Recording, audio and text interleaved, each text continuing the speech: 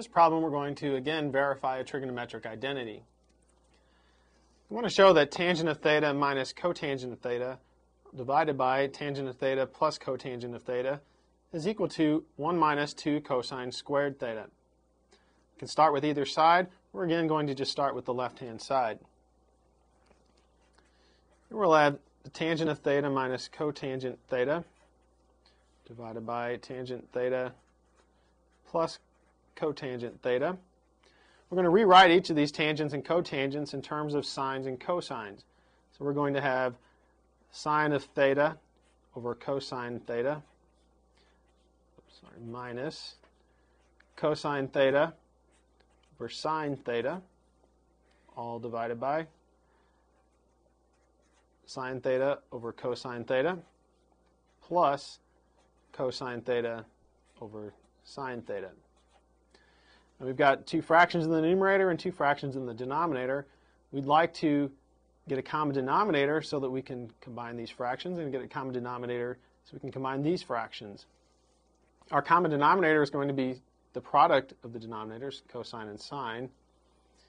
If we go ahead and do that, we'll end up with sine squared theta minus cosine squared theta divided by sine theta cosine theta. That would be our numerator. Let's drop our equal sign down here. Do the same thing in this denominator, and we'll get sine squared theta plus cosine squared theta divided by sine theta cosine theta. We notice that in our two fractions here, we have the same denominators.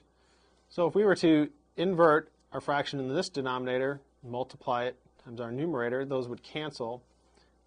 What we would get is sine squared theta minus cosine squared theta divided by sine squared theta plus cosine squared theta.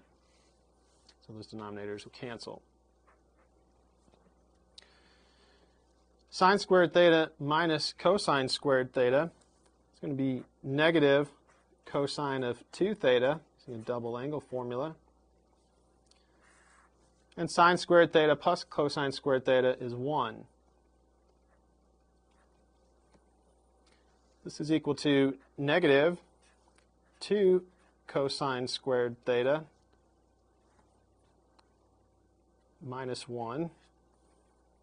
And if we distribute our negative, we'll get 1 minus 2 cosine squared theta, which is our right-hand side.